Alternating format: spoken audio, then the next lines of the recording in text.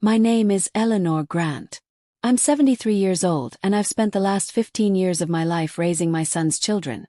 Changing diapers, fixing scraped knees, cooking school lunches, helping with homework, staying up through midnight fevers. While their parents, my son David and his wife Lisa, built their dream lives in the city. And on the one day I had quietly looked forward to all year, my birthday, they ditched me. Not a call. Not a text. Not even a cheap card from the dollar store. Instead, I stood outside their house in the pouring rain, holding a cake I had baked myself, dressed in the same floral dress Lisa once said made me look warm and grandmotherly. Through the window, I saw the candles on a table. A celebration. Laughter. Clinking glasses. But it wasn't for me. It was Lisa's mother's birthday. They had remembered hers. They had replaced me. And just as I stood frozen in the rain, my hands trembling as the homemade cake slid from the tin foil and splattered across their polished porch, the door creaked open, and David looked me right in the eye. "Oh, Mom," he said, voice flat. "You should have called first." I felt my chest tighten. That's when Lisa walked over, wine glass in hand, and said casually, "We're just having a little family night, Eleanor. Hope you understand." Family. I was no longer part of it. And that was the moment something inside me cracked. Smiled. Kind, gentle smile. The kind only a grandmother can give. The kind that hides a storm behind it. Because they didn't know. They had no idea what I had prepared in the months leading up to this. No idea what I had quietly moved, changed, signed, and sealed. And by the end of the week, they would know what it meant to cross the woman who raised not only their children, but them too. But before we get there, you need to know how we got here. Because revenge that cuts the deepest always begins with love. It all started 15 years ago, in a cramped little 2-bedroom rental on Maple Street. Back then I still had my husband, Thomas, and life was quieter, slower. We spent our mornings drinking black coffee in the backyard, watching birds. David had just gotten married, and they were young, broke, and drowning in a new baby. One night, David called me in tears. Lisa had postpartum depression, and he didn't know what to do. Course I said yes. I packed a bag, left Thomas a note on the fridge, and moved in with them for a few weeks. That few weeks turned into months, then years. But I didn't mind. I loved those children like they were my own. And somewhere in the whirlwind of baby bottles and school runs, I lost myself a little. I stopped going on walks. I forgot what my own home looked like. And when Thomas died unexpectedly from a stroke, while I was babysitting their youngest and couldn't be there, I didn't even take time to mourn properly. Instead, I stayed with the kids. Because they needed me. Or so I thought. The truth. I had become convenient. Live-in maid. A nanny with no paycheck. A cook, cleaner, and therapist wrapped in wrinkled skin and aching knees. But I didn't complain. I never once brought it up. Until the cracks began to show. One night, I overheard Lisa on the phone with a friend. "She's fine. Old people love feeling needed," she said, laughing. My heart sank. But I told myself maybe I misunderstood. Then came the missed thank yous. The way David would ask me to pick up the kids and then get mad if I didn't cook dinner on time. The way Lisa would roll her eyes when I tried to discipline the children. My grandchildren. As if I was some relic from a bygone era. I stayed. I stayed because I believed that love meant sacrifice. That motherhood never ends. That grandmothers are anchors. But I had forgotten something. Anchors also drown people. And I was drowning. I didn't even realize how much until last spring, when I went to a local library and stumbled across a community writing group. The flyer said, "Tell your story." I hadn't told mine in decades. That night I wrote for the first time in 15 years. And something changed. I began reclaiming small pieces of myself. I opened an old savings account Thomas had left me. I started selling handmade quilts on Etsy. And when the orders started coming in faster than I could handle, hired help. Quietly. Secretly.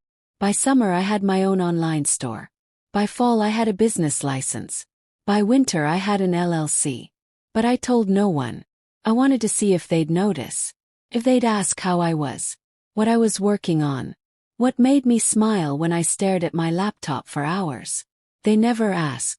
And when my birthday rolled around, they didn't remember.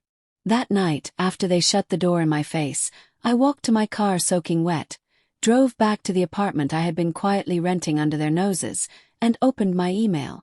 One message stood out. Congratulations, your business valuation has reached $1.4 million. And just like that I knew. They had made their choice. Now I was going to make mine. I wiped away a tear, took off the soaked floral dress, and stood in my tiny kitchen with a kind of calm only a woman pushed to the edge can feel. It was time to take back my life. And teach them what happens when the one person you thought would never fight back, does. But what I did next, even I didn't see it coming. If this chapter hit your heart, and you're curious to see how Eleanor's quiet revenge unfolds, don't scroll past. Like, comment, and subscribe. Because this is only the beginning. The morning after that rain-soaked birthday betrayal, I stood in front of the mirror in my quiet apartment. My sanctuary, my secret. My gray curls were still damp from the night before, and my eyes were swollen from crying. But something was different now. I wasn't crying out of hurt anymore. I was crying because I knew it was over. I had raised their babies. Given up my marriage's final years. Buried my husband without a proper goodbye. And after all that, my son and his wife tossed me aside like yesterday's newspaper. But the beautiful thing about pain, sometimes it wakes you up. I poured myself a strong cup of black coffee, the kind Thomas used to make, and stared at the wall where I'd pinned up the first dollar I earned from my quilt shop. I called it Patch by Patch, a name that made people smile. A name that matched how I had rebuilt myself. One piece at a time. And now, I was going to show them just how much I had built. My mind went to the trust account I'd opened quietly over the past 2 years. Every penny I earned from that business went there. None of it touched. And the balance? $2,785,000. That's how long I'd kept my silence. That's how much they never saw me. So that morning I called my lawyer. Eleanor, he said, cheerful as ever. To what do I owe the pleasure? I'm ready, I said calmly. Let's start the paperwork. You sure? He nodded. They had their chance. Let me rewind a bit. Because this isn't just about money. This is about control. About identity. About the woman I used to be before I became just grandma. Back when Thomas was alive, we had a modest home and a good life. He was a math teacher and I worked in a bakery. But after his passing, everything shifted. David insisted I move in to help with the kids, and because I didn't want to be alone in that big house, I agreed. First, it felt like family. Sweet baby giggles. Lisa saying thank you with teary eyes. David kissing me on the forehead after dinner. But slowly, my bedroom turned into a utility closet. They started bringing in a cleaner without asking me. Lisa didn't like my smell of old spices. David asked me not to discipline the kids anymore because they were modern parents. And when I tried to move out 3 years ago, Lisa burst into tears. You're abandoning us, she sobbed. How could you do this to the kids? So I stayed. Again. But inside, I was disappearing. Until one afternoon something snapped. I was walking past the boys' room when I heard little Jamie, 8 years old, ask Lisa, "Is Grandma poor?" Lisa chuckled and replied, "Well, sweetie, she doesn't have much. That's why she lives here. It's our little charity, okay?" A charity. That's what I was. Not a woman who had survived a war.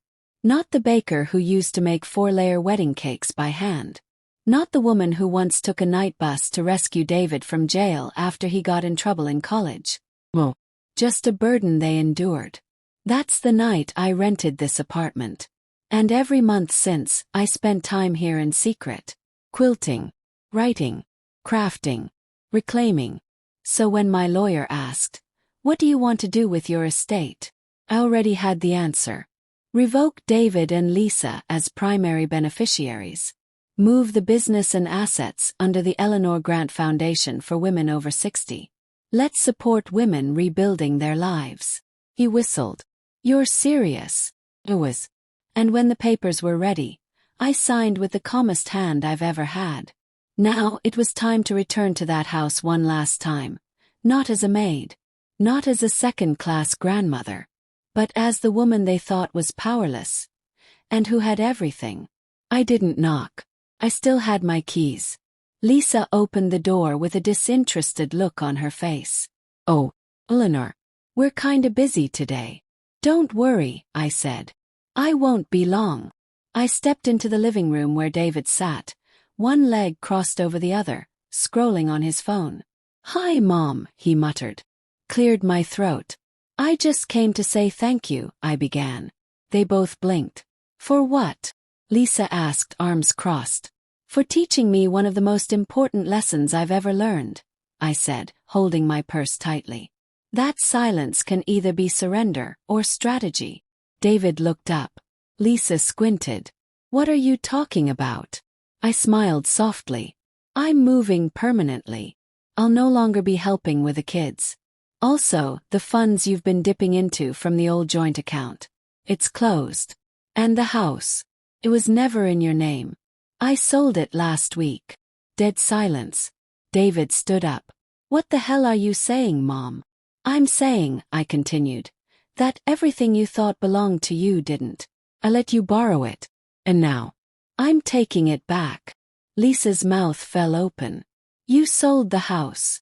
You can't." "I can," I said gently. And I did. That's when Jamie and Ella came down the stairs and saw me. "Grandma," they cried. My heart twisted. I kneeled and hugged them tight, breathing in their warmth for the last time.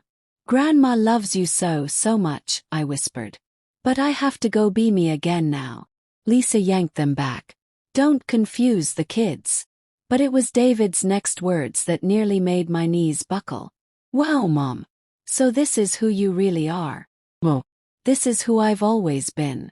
You just stopped looking." I turned, walked out that door and never looked back. But what happened the next morning? No one expected it. Because the real revenge wasn't about property or money. It was what I revealed next that turned the whole town upside down. If this chapter shook you, if you felt Eleanor's quiet strength rise through every sentence, drop a comment, hit that like button, and don't forget to subscribe. Because next chapter, Eleanor's about to pull the curtain back on a secret they never saw coming. The morning sunlight streamed into my small but peaceful apartment. I hadn't slept much, but my eyes were wide open. Awake in a way they hadn't been for years. The birds outside chirped like old friends, and my kitchen smelled of cinnamon, my favorite comfort scent. I made myself a warm bowl of oatmeal, turned on the radio to a jazz station, and sat at the table with a steaming cup of tea. There were no toys to trip over, no spilled cereal to mop up, no passive-aggressive sighs from Lisa or distant grunts from David. Just me. It was the first birthday week I had ever spent alone in 15 years, and it felt like freedom. But I wasn't done yet. Not by a long shot. Because everything they thought they knew about me was about to unravel. One piece at a time. One truth at a time. And it all started with the press release I had quietly prepared 6 months ago. I'd saved it in a folder named, "For When They Finally Forget Me." And now, it was time. The headline: Local Grandma Builds $3 million Business from Quilts in Secret, Reveals Plans to Fund Women Over 60. The reporter, Alicia Baines, had met me months prior when she bought one of my handmade quilt sets from my Etsy store. She messaged me personally when she realized who I was. "Wait, are you the Eleanor Grant? The woman who raised David Grant?" David had become a known name in the community. A financial advisor with shiny suits and a polished wife who threw charity galas. I nodded slowly and typed back. "Yes, that Eleanor." She begged me for an interview, and I promised she could run it on one condition: only when I said so. And now I had said so. I hit send. By 10 a.m. the article was up. By 11 a.m., it had already been shared over 8,000 times on Facebook. By noon my phone was buzzing nonstop. But I ignored all the calls, especially the ones from David, because I knew what they were doing right that moment. Scrolling, reading, freaking out. Lisa would be pacing in her expensive kitchen, frantically dialing her mother for advice. David would be on the phone with his PR friends, asking how to spin it. And me. I was eating a chocolate chip cookie for breakfast and smiling. But don't get me wrong, this wasn't about the money. It was about the narrative. For 15 years they had told the world a story. That I was a tired, lonely old woman who needed their help. That they were taking care of me. But the truth, I had been taking care of them, while secretly building an empire of thread, fabric, and grit. Now the truth was out. And the town was watching. Later that day I took a walk through town. Heads turned. People smiled. One woman stopped me outside the grocery store and said, "Are you the quilt lady from the news? You're incredible." Chuckled. I'm just a grandmother with some stories to stitch. But my walk came to a screeching halt when I saw Lisa standing by my old church. Her makeup was smeared. Her voice cracked when she called out, "Eleanor, please." Turn slowly. She hurried toward me, her heels clicking on the pavement. "We didn't know," she said breathlessly. "Why didn't you tell us?" "You never asked," I replied. "But you're a millionaire." "No, Lisa. I'm a woman who remembered her worth." She was trembling now. "The article. It's everywhere. It makes us look horrible." Shrugged. "Then perhaps you should have treated me better." And then she snapped. "You used us," she hissed, her voice low. "You lived in our house, ate our food, raised your children," I cut in, "washed your laundry, missed my husband's funeral so your son wouldn't miss his soccer practice, and poured every ounce of myself into your family while you vacationed and posted it online like I was your staff." Tears welled in her eyes, but I didn't flinch. "I begged for time off," I continued, "and you guilt-tripped me. I asked to move out, and you accused me of abandoning your kids. You controlled everything except my spirit. And now that spirit is funding women who were broken just like I was." Lisa opened her mouth but couldn't find a word. "Tell David," I said softly. "I'll be forwarding the lease termination notice tomorrow. The house has been sold." "Where are we supposed to go?" she asked, genuinely stunned. "Back to the beginning," I whispered. "Where I started when I was your age, with nothing but the strength of a woman who refuses to be invisible." And then I walked away. But the true storm wasn't what I'd done. It was what was still coming. Because just when I thought my revenge was complete, something came in the mail. A thick, cream-colored envelope from Thomas's old attorney. The return address read, Evans and Goldstein Estates Division. I opened it slowly, confused. Inside was a document. One that would change everything I thought I knew about my husband, about our past, and about the fortune I had built alone.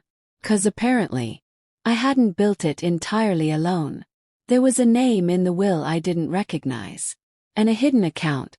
And suddenly, I wasn't sure who I could trust. Not even Thomas. Just when Eleanor thought her story was hers alone, another truth shakes her world. What was Thomas hiding? Who else has a claim to the fortune? Drop a comment, hit like, and subscribe so you don't miss the next chapter. The real twist is only just beginning. I held the envelope in my trembling hands for what felt like an eternity. The world had finally seen the real me. I had taken my power back. I had walked away from a family that had treated me like furniture, and the town had applauded. But this wasn't applause. This was confusion, and fear, and betrayal all over again.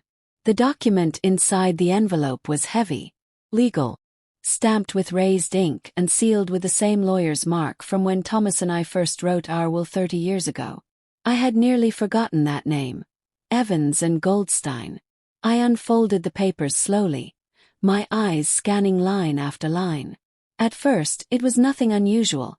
Proof of my identity, my marriage to Thomas Grant, our joint property in West Ridge, the house we'd sold, the bakery we used to run together. And then it happened.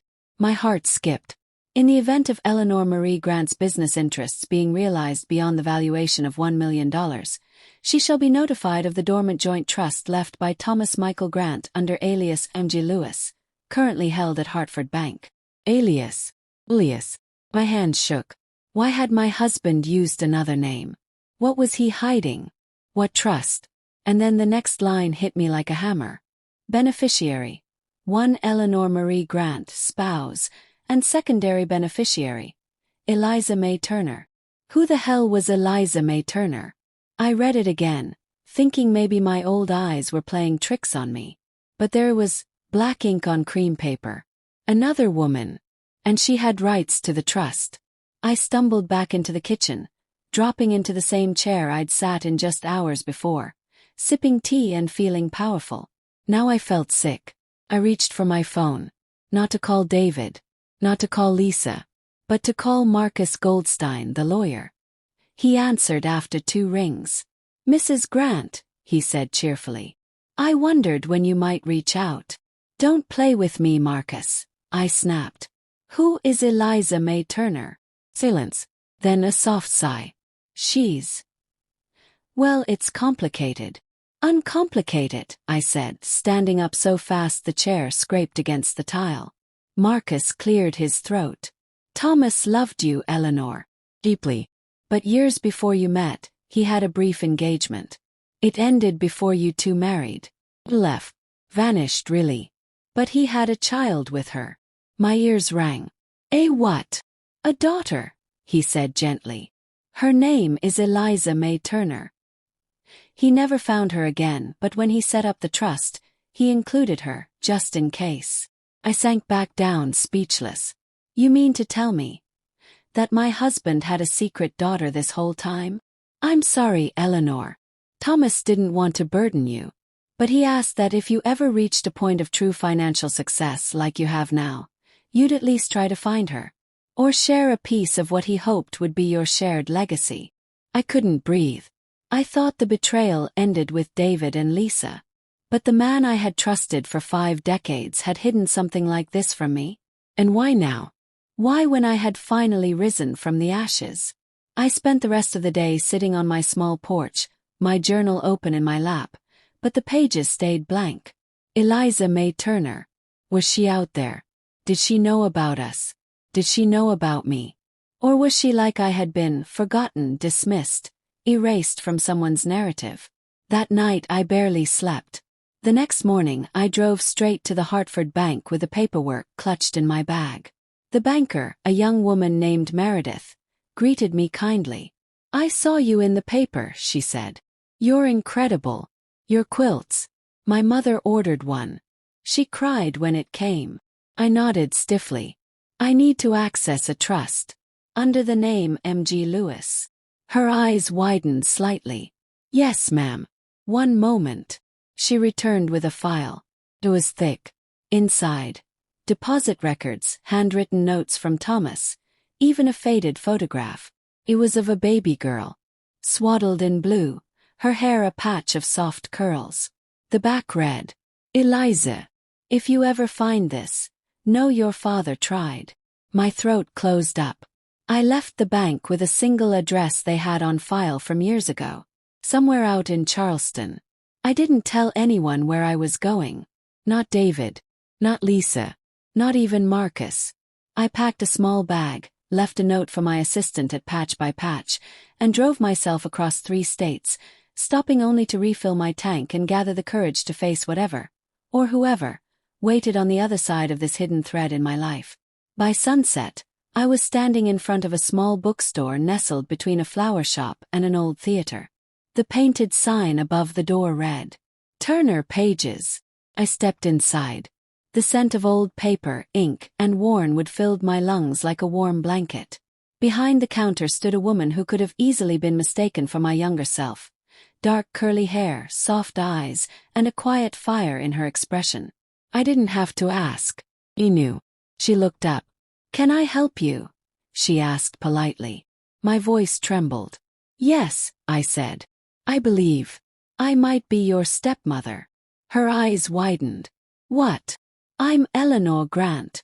Your father was Thomas Grant." The color drained from her face. And just like that my world split in 2. Because the next words out of her mouth changed everything I thought I was prepared for. "You mean the man who abandoned my mother and never came back?" If this chapter left you breathless, Hold tight. Because the story Eleanor thought she knew about her past is about to turn upside down. Like, comment, and subscribe so you don't miss what Eliza reveals next. Next chapter is where everything unravels. I stood frozen in the doorway of Turner Pages, staring into the eyes of a woman who could very well be my late husband's daughter. My stepdaughter. But the bitterness in her voice wasn't just about being abandoned. It was about a lifetime of questions with no answers. A daughter raised on silence and aching resentment. "I'm sorry," I whispered. "I didn't know, not until a few days ago." Eliza's arms crossed over her chest defensively, and she tilted her head. "And now what? You show up here after 70 years of marriage and secrets. Wanting to what? Apologize on his behalf. Say something poetic like he tried, and walk away." "I came because I thought you deserved to know," I said gently. "And because he left something for you. Trust. Money. A message." "Money," she scoffed. "That's what he left me." "No. Not just money," I said softly, stepping forward. "He left you a story. One I didn't even know existed until 2 days ago. One I'm still trying to understand." Her eyes narrowed. "Did he tell you about my mom?" "No," I replied honestly. "Not a word." She looked down at the worn counter between us, hands trembling slightly. "He left her when I was a baby. Said he had to get his life together. Promised he'd come back. But he never did. Mom died when I was 16. I raised myself." My chest tightened. "I'm sorry," I said again. "He never mentioned you, not even once." Eliza swallowed hard. "Because I was his shame." I shook my head. "No. Maybe he just didn't know how to go back. Maybe he thought he had nothing to offer you." "That's the thing," she said bitterly. "He had you." Silence settled like dust in the shop. I understood then. This wasn't just about money or names in a trust. This was about identity. Wounds. What it means to be forgotten. I took a deep breath and reached into my bag. I pulled out the manila envelope from the bank and laid it on the counter. "This is yours," I said. "Whatever you choose to do with it. It's your decision." She stared at it like it was a grenade. "You don't want any of it." Smiled softly. "I already have something far more valuable. My own name back." She blinked, caught off guard. "What do you mean?" "I spent the last 15 years being erased," I said. "By my own son, by my daughter-in-law, even by the world. I gave up everything for them, and when they had no more use for me, they discarded me like old lace." Pause. "But now I remember who I am. I'm Eleanor Marie Grant, quilter, widow, business owner, woman, and maybe now, stepmother." A breath of something like peace passed between us. Eliza slowly took the envelope. And then she said something that struck me to the core. "You know," she said, voice cracking, "I hated him for so long. But maybe I hate him more for dying before I got to ask why."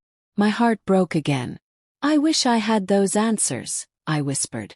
"But maybe we could figure some things out. Together." She looked at me for a long moment, then nodded. "Tea?" she asked, walking toward a kettle behind the counter. "Always," I said, finally exhaling. We sat for over 2 hours, talking, listening, crying, laughing. And in that tiny bookstore, 2 women, strangers bonded by betrayal, began the slow stitching of something neither of us had expected. Family. But while my heart was healing in Charleston, a storm was brewing back home. Because David and Lisa weren't taking my silence kindly. When I finally turned my phone on that evening, there were 37 missed calls, 12 voicemails, 3 texts from my lawyer marked urgent. I opened the last voicemail from David. His voice was sharp, bitter. "Mom, we need to talk. I don't know what the hell you think you're doing, but this little stunt of yours, it's affecting my career. Clients are asking questions. Lisa's mother is furious. If you don't fix this, don't bother coming back." I sat back stunned. Fix this. As if I had caused it. As if he hadn't let me stand in the rain on my birthday like a beggar. As if Lisa hadn't mocked me behind closed doors for years. The next text came from my lawyer. David has submitted a petition for conservatorship, claiming mental instability. He's trying to freeze your accounts. My blood ran cold. He wanted to control me. He wanted my money. But most of all, he wanted my silence. I looked across the table at Eliza, who had just poured a second cup of tea. I think, I said calmly, we may need a lawyer. She blinked. Are you in trouble? No, I said with a dry laugh. But they might be. Because if David wanted a fight, he had no idea the woman he raised was about to fight back with an army of truth, evidence, and her own voice. And the next time I stepped foot in court, it wouldn't be as a quiet grandma. It would be as a force. If this chapter left your jaw on the floor, it's only just heating up. Eleanor isn't backing down. And David's about to learn who he's really messing with. Like, comment, and subscribe if you believe every woman deserves a voice. Next chapter is where the battle truly begins. The following morning, I stood at the edge of a quiet lake in Charleston, watching the sun rise over the still waters. My phone rested in my palm like a bomb, and I knew, without a doubt, what I had to do next. David had gone too far, trying to claim I was mentally unstable, that I needed someone to manage my money and affairs. After 15 years of unpaid labor, unpaid love, and unwavering sacrifice, I wasn't senile. I was silent.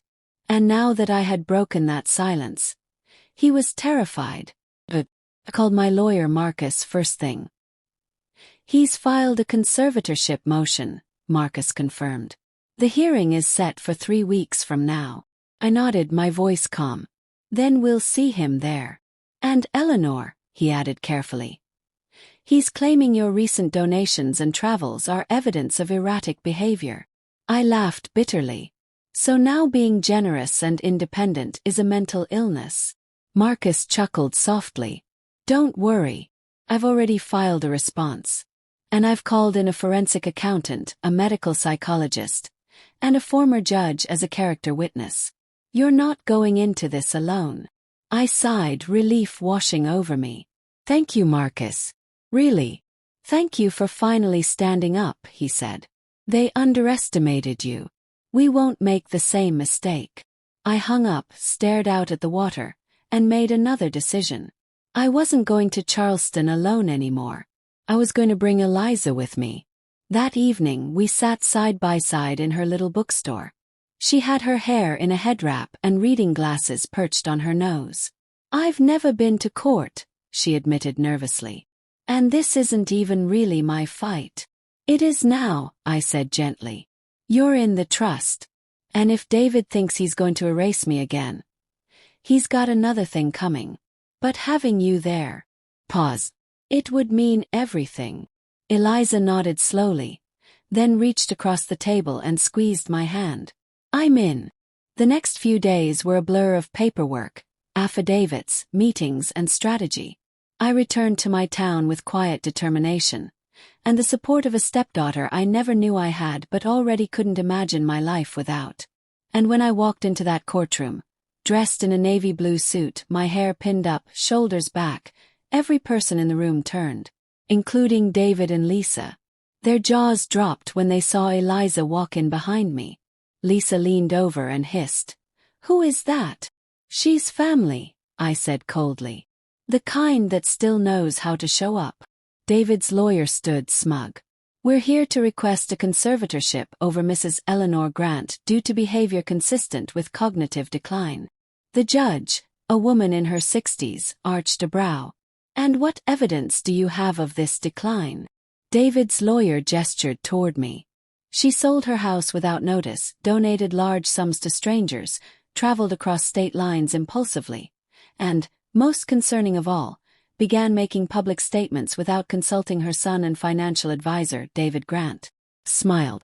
"So independence is now a diagnosis." The judge turned to me. "Mrs. Grant, would you like to respond?" Understood. "Yes, Your Honor. First, I'd like to submit certified medical reports from 2 physicians confirming I am of sound mind. Second, I'd like to present financial records showing that my business patch by patch, currently earns over $50,000 a month, has 3 employees, and holds $2.7 million in assets. And third, I walked to the front of the room and held up a framed picture of me holding David as a baby. I raised this man, fed him, protected him, paid his tuition, sacrificed every piece of myself for him. And now, he wants to claim I'm unfit, because I remembered who I am. A gasp rippled through the gallery.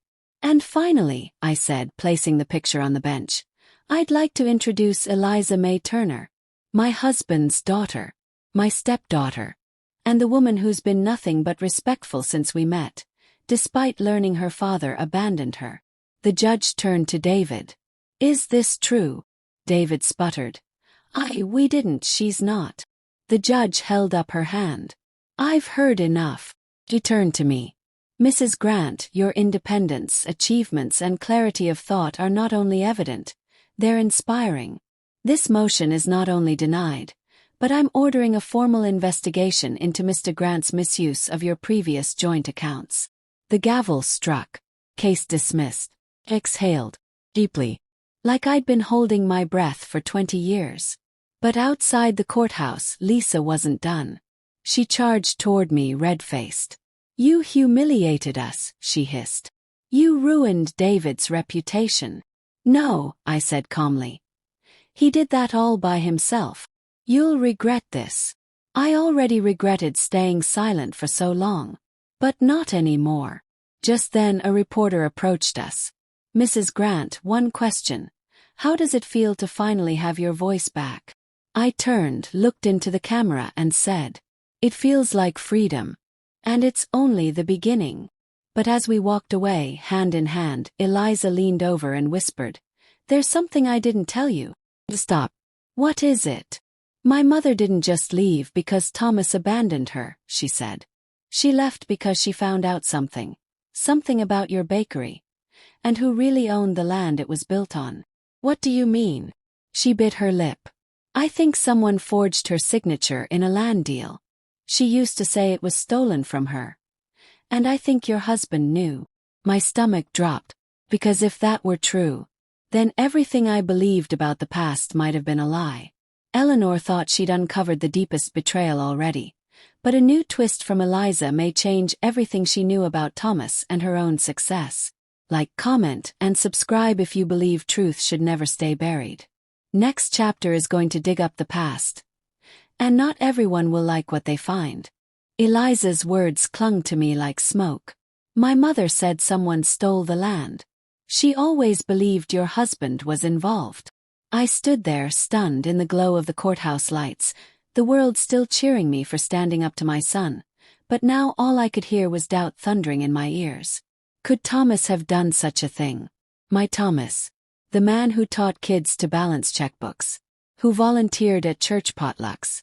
Who brought me sunflowers every Tuesday without fail. I thought I knew everything about him. But the man Eliza was describing wasn't a man I recognized. We sat down that evening in the guest house I had rented for Eliza while she stayed in town. A quiet, ivy-covered place with a fireplace and velvet drapes. She brought out a small box wrapped in newspaper and tied with faded red yarn.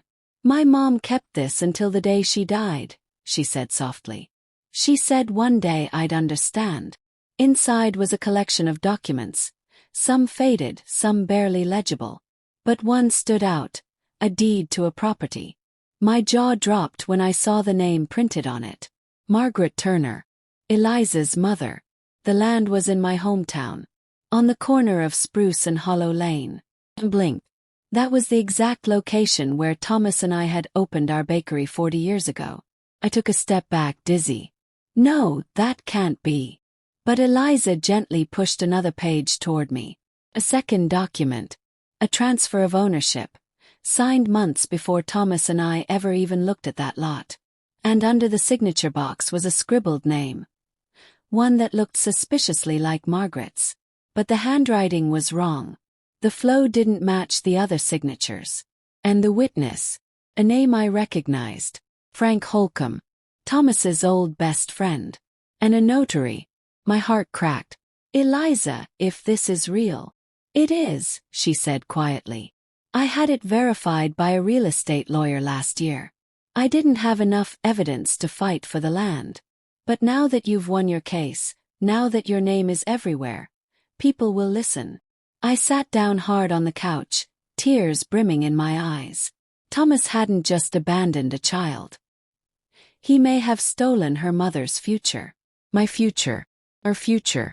And I had built my life, my business, our family bakery, on land that didn't belong to us.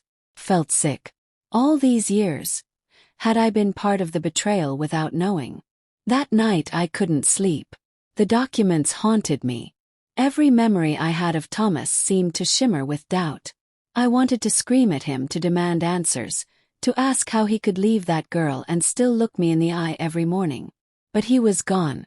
And now the answers were mine to uncover, or to bury. The next morning I called Marcus again. I need you to verify some old property records, I said. Spruce and Hollow Lane, 1982. Transfer from Margaret Turner to Thomas Grant. He paused. Eleanor, that's digging deep. I know, I said. But the roots are rotten, Marcus. I need to see them for myself. He sighed. I'll call the clerk's office. Give me 2 days. 2 days later Marcus called. Eleanor, he said cautiously. I have the deed. I think you need to see this in person. I drove down to his office, my stomach in knots. He handed me a manila folder, thick and weathered. Inside were scans of signatures, old checks, title searches, tax records, and then one file labeled, Notarized Statement. 1983. Opened it, and my heart stopped. It was a typed note, signed by Margaret Turner, dated a year after the alleged sale. I did not willingly sell the land on Spruce and Hollow. My signature was forged. I have filed a complaint but have been told by Officer Dale Whitley that there is no evidence to proceed. There it was, plain as day, covered up, ignored, silenced, just like Margaret, just like Eliza, just like me. I pressed my fingers to my lips, tears escaping. Not just because I was ashamed but because I finally saw the pattern. Women silenced. Women erased. Women used as ladders for men who never looked back. I had been blind to it for too long. But now that I saw it, I couldn't unsee it. That evening, I sat across from Eliza in my apartment and handed her the file. It's true, I said. And now the question is, what do we do about it? She looked at me, trembling. I don't want to destroy you, Eleanor. I never did. I know, I said softly. But this isn't about me. This is about truth. About dignity. About doing for your mother what no one else ever did. She looked down, thinking. Then she nodded. Then let's make it right. The following week, we held a press conference outside the now closed bakery building. Reporters swarmed as Eliza and I stood side by side. 2 generations of women wronged by the same man. One by abandonment, the other by silence. I spoke first. This bakery was built with stolen soil. I didn't know at the time, but I know now. And I won't pretend otherwise. I turned to Eliza, and she continued. My mother's name was Margaret Turner. She should have owned this block. But her voice was dismissed. This isn't just about property. It's about legacy. The crowd applauded. Tears ran down people's faces. But someone else was there too. David. He watched from across the street, arms folded, face pale. He didn't approach. He couldn't. He had lost every ounce of control he once had over me. And as Eliza and I held up a new deed, transferring the building back to the Turner Family Trust, I looked into the cameras and said, let this be a warning. Every woman who has been silenced. We remember. And we return. But just as we left the stage, Marcus pulled me aside. There's more, he whispered. Something in Thomas's will. A sealed letter. Addressed to both of you. My heart skipped. What does it say? He shook his head. I haven't opened it yet. But I know this. It's postmarked from 3 months before he died. Eliza and I looked at each other. A letter. After all this. Was it guilt? A confession? Or one last manipulation? You thought you knew the truth, but Thomas had one last word. What does the letter say? What did he know? And is there more buried beneath decades of silence? Like, comment, and subscribe, because next chapter will reveal what he tried to say from the grave, and whether it's too little, too late. We sat in Marcus's quiet office as the envelope rested between us like a ghost. Eliza's fingers were trembling. Mine were clenched. The room smelled of wood polish and paper. The walls were lined with law books, yet none of them had the answers we needed. Only the sealed envelope could do that. Marcus slid it toward us. "It's yours to open," he said. "No one else has touched it." Postmarked 3 months before Thomas passed. Sent from a P.O. box. Picked it up slowly. The handwriting was familiar. His tight cursive slanted like he always wrote when he was nervous. Eleanor Grant. Eliza Turner. I looked at Eliza. She nodded. With a deep breath, I opened the envelope and pulled out a single folded sheet of lined paper. My eyes scanned the first words. To the 2 women I failed the most. My throat closed. Eliza leaned closer, and I began to read aloud. "Eleanor, if you're reading this, it means I've gone, and it means you've uncovered the things I never had the courage to say while alive. First, I owe you an apology for everything. Not just for the lie of omission about Eliza, but for the years you spent carrying a weight I should have shared. You always gave me grace, even when I didn't deserve it. I hope you can find it again, even now." Pause. My eyes were blurry with tears, but I kept going. "To Eliza, I never stopped thinking about you. Not for one single day. But I was a coward. I abandoned your mother because I panicked, about money, about failure, about not being enough. I thought by disappearing I'd give her peace. But I only gave her silence. When I met Eleanor, I wanted to be better. I told myself I'd start over, be a good man. But I built that life on buried shame. About the land, yes. Margaret's signature was forged. Found out too late. I confronted Frank. He panicked. I threatened to report him, but I never did. I was complicit. I let it go. I justified it by saying I would build something good on that land. But I realize now, good things don't grow on stolen ground. My heart broke all over again. There's one last thing. I created another account years ago. Hidden, yes, but not out of greed. I planned to give it to you both. I just didn't know how. It holds $500,000. Eliza, half of it is yours. Use it to rebuild. To rise. Eleanor, you already gave me more than I ever deserved. Your strength. Your forgiveness. Your years. I hope this gives you back what I took. I know I can't fix the past. But I pray you can both make peace with it. Thomas." Silence fell like a curtain. Eliza stared at the paper, her face unreadable. My chest rose and fell with heavy breaths. We sat there for a long time. Finally she spoke. "I hated him for so long," she whispered. "And now, I just feel hollow." "I feel both," I admitted. "Love and betrayal, guilt and fury." She looked at me with teary eyes. "So what do we do now?" "We take the money," I said quietly. "Not because it fixes anything, but because we earned it. Pain. Time. In truth." She nodded slowly. I folded the letter back into the envelope and held it to my heart. But we also build something with it. Something bigger than us. Over the next few weeks, Eliza and I met with architects, city planners, and grant writers. We took the bakery lot, now back in her name, and laid plans for something new. The Margaret Center for Women. A place for women over 50 to start again. To learn digital skills. To sell their crafts. To tell their stories. To begin again just like we had. The ribbon-cutting ceremony was emotional. Women from all over town came. So did people who had once pitied me.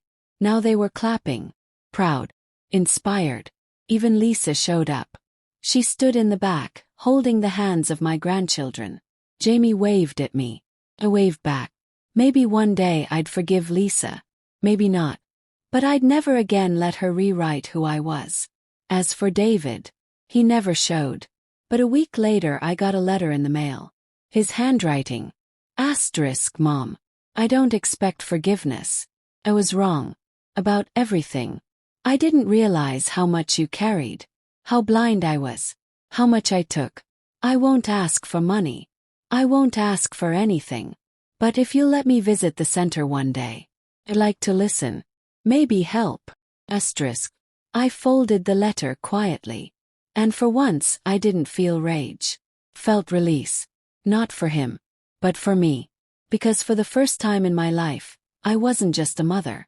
Or a grandmother. Or a background character in someone else's life. I was Eleanor. And I had done the impossible. I lost everything. Then built something far stronger in its place. But just as I thought the story had found its ending, a woman walked into the center with a photo in her hand. Eliza saw it first. Then she gasped. The woman was in her 70s. Her face gentle. Her voice soft. I believe I may have known Margaret, she said. And if I'm not mistaken, Eliza isn't the only child Thomas left behind. Eliza's mouth dropped. So did mine. Because the photo, it was of a boy, standing beside Thomas, holding his hand, and on the back, to my son Jalen. One day they'll know. You thought this story ended in healing, but a new revelation is about to test everything Eleanor and Eliza have rebuilt.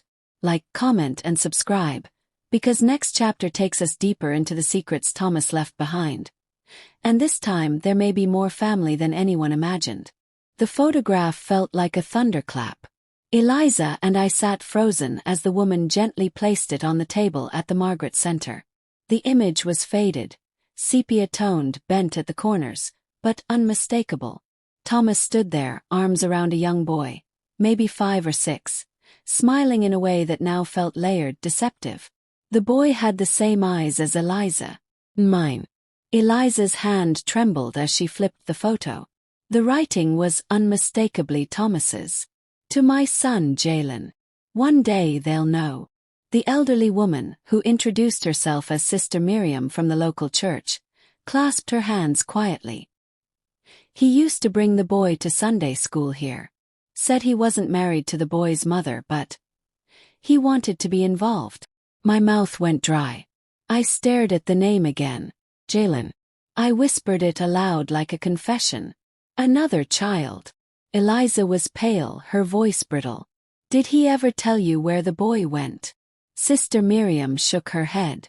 One day they just stopped coming. We never saw the boy again.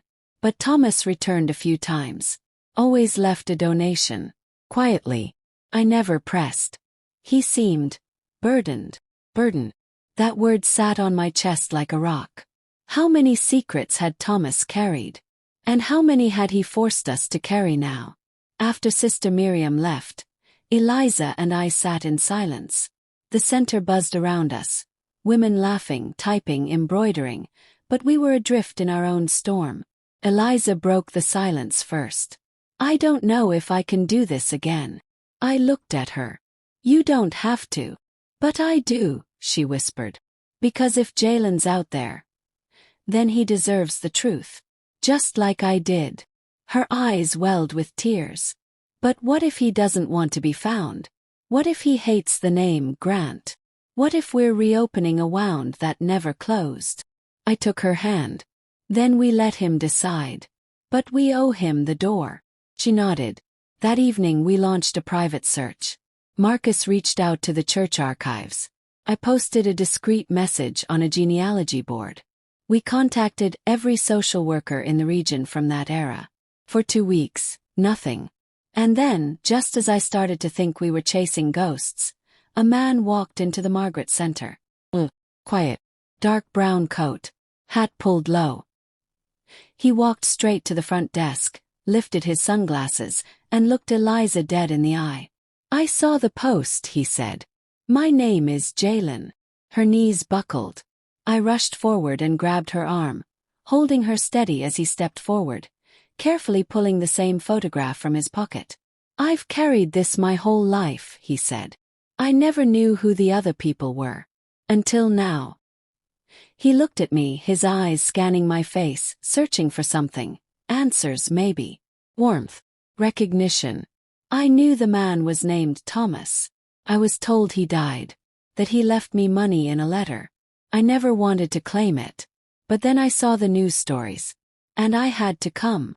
Eliza was trembling. You're my brother. He blinked. You're Eliza. She nodded, tears running freely. I thought I was alone, he whispered. I stepped forward, placing a hand on both of their shoulders. You were. We all were. Until now. We sat in the center's quiet lounge that night, all three of us. 3 strangers stitched together by a man we all thought we knew. Jalen told us his story. How his mother had moved to Tennessee after Thomas disappeared. How she worked 2 jobs and raised him to be independent. How she died young, and he bounced from couch to couch before joining the military. How did you feel about him? Asked gently. Jalen stared at the floor. I hated him. For a long time. But I also missed him. Does that make sense? He nodded. More than you know. Eliza reached into her bag and pulled out the letter Thomas had written, the one we received weeks earlier. She placed it in Jalen's hands. You should read this. He took a deep breath and unfolded the page. As he read, his expression changed. Anger, confusion, disbelief, and finally quiet sadness. He knew, Jalen said. He knew he failed all of us. And now, I whispered, we get to decide what we do with that failure. Jalen looked around the center, at the walls covered in quilts, vision boards, and photos of women who had rebuilt their lives. Is this for real? He asked. It's as real as we are, I said. He smiled faintly. Then I want to help. And just like that, we were no longer fragments. We were family. Weeks later, we held another press conference, this time with all 3 of us side by side. The truth doesn't destroy legacies, I told the crowd. It rebuilds them. Eliza added. We were forgotten. But now we remember. And Jalen. He looked into the cameras and said the words that cracked open every heart watching. I spent my life believing I was invisible. But standing here today, I know I was just waiting to be seen. Applause shook the courtyard. But just as I thought our story had found peace, an email arrived late that night. From a name I didn't recognize. Subject. Thomas's 4th child. Body. We need to talk. I have proof. I dropped the phone. Eliza gasped. Jalen cursed under his breath. And I, Eleanor Grant, realized that Thomas's legacy wasn't just stained. It was sprawling. And it wasn't over. Just when you thought all the secrets had surfaced, another child steps out of the shadows. How many lives did Thomas truly touch? And how many did he quietly destroy? Like, comment, and subscribe, because next chapter is the emotional grand finale you won't forget. Truth. Legacy. Closure. I sat alone that night, the glow of my laptop screen illuminating my face, while Eliza and Jalen rested in the rooms down the hall. They had grown close fast, like siblings who had always felt the same absence but never knew they could lean on someone else who understood the ache. It was beautiful to watch. But the email in front of me pulled me into a different kind of silence. Subject. Thomas's 4th child. From lydiamonroe42@email.com. The message was short, chilling in its simplicity. My name is Lydia. I believe Thomas Grant is my biological father. I have photos, letters, and a DNA match to Eliza from a public genealogy site. Please. I'm not looking for money. Just truth. Can we speak? My heart pounded as I read the message over and over. 4th child. How many more? Felt sick. I felt old. I felt angry again but also tired. But most of all, I felt responsible. Thomas was gone. The man who spun these tangled webs had left them for me to untangle. And I, Eleanor Grant, the woman who once believed she was only meant to serve, to be silent, to disappear, was the last thread holding this legacy together. The next morning I told Eliza and Jalen everything. They didn't speak at first. Then Jalen sighed and rubbed his eyes. You're kidding, right? This guy was out here populating half the eastern seaboard. Eliza didn't laugh. She looked at me wounded. How do we even process this? I shook my head. One truth at a time. We agreed to invite Lydia to Charleston. We arranged for a quiet lunch at the center's garden. When she arrived, I nearly dropped my teacup. She was in her early 50s. Soft brown eyes. Hair in long braids. Boys, kind. And the moment Eliza saw her, she gasped. I've seen you before, Eliza whispered. Lydia smiled gently. I've walked past your bookstore for years. I always felt connected to this town. I just didn't know why. He pulled out a folder. Inside were faded letters, signed by Thomas. Some from the late 70s, long before I met him. Others from the early 90s. He'd written to her mother, apologized, made promises, swore he'd visit, but he never did. He was consistent in one thing, Lydia said with a sad smile. Disappearing. We sat there, 3 women, each connected to the same ghost, processing a storm none of us created, yet all of us had to live through. Finally spoke. I can't speak for the man who raised me one way and lived another, but I can offer you this. A seat at the table. With us. Jalen nodded. If you're willing to be part of this story, we're willing to rewrite the ending with you in it. Lydia wiped away tears. I never wanted anything but this. And that's when I knew. The bakery may have been built on stolen soil. Our names may have been scattered across decades of betrayal. But from this mess, something rare was growing. A new kind of family. One stitched with truth instead of secrets. Months passed. The Margaret Center expanded. We opened a second location in Tennessee, named after Lydia's mother, Rosemary. Eliza started a publishing company under the center's name, Turner and Grant Press, focused on stories by women over 50. Jalen taught financial literacy classes for veterans rebuilding their lives after trauma. And me. I began writing a memoir. The Woman Who Reappeared. People laughed at the title. But it was exactly how I felt. For years I had been present, but invisible. Then I was forgotten. And then, on my birthday, the day they didn't show up, I was born again. It's strange, isn't it? How a single moment of neglect can awaken everything you buried inside.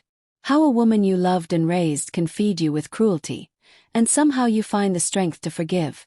Not for her but for yourself. How the son you sacrificed for can turn on you, but still you stand. I didn't become powerful by screaming. I became powerful by remembering. And on the 1-year anniversary of that rainy birthday, I hosted a gathering at the center. Hundreds of women came. We danced. We shared stories. We laughed until we cried. I stood at the podium with Eliza, Jalen, and Lydia behind me. I once thought my story ended the day my family forgot me, I said. But I was wrong. That was the day it began. I paused, then added. If you've ever been erased, by a child, a partner, a system, a lie, let this place be your proof that you still exist. You matter. And you are allowed to start over. The crowd rose to their feet. Not out of pity, but out of recognition. That night, as the sun dipped behind the center, Eliza came to sit beside me on the porch swing. You ever think about him? She asked quietly. All the time, I said. You still love him. I took a long breath. I think I love the version I knew. And I mourn the man I didn't. She leaned her head on my shoulder. You know what I think. What? You're the best part of everything he left behind. Smiled. My eyes welled up. Because for the first time in years I believed it. And no betrayal, no secret, no forgotten birthday would ever take that from me again. I was Eleanor Marie Grant. And I had come back. If this story moved you, if you saw yourself in Eleanor's quiet strength and her refusal to stay invisible, please like, comment, and subscribe. Because your story matters. You matter. And sometimes all it takes to reclaim your life is one moment of courage.